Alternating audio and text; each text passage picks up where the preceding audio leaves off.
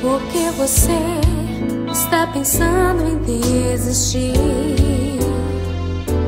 Se Deus já sabe tudo o que estás passando.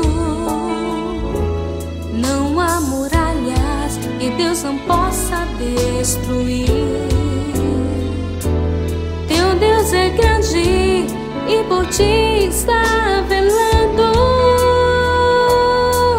Não desista, porque Deus irá te ajudar. Teu Deus é forte, Ele lutará por ti. O teu pranto, o teu choro irá cessar, porque Deus está contigo. Ele cuidará de ti. Teu Deus já sabe e conhece a tua vida.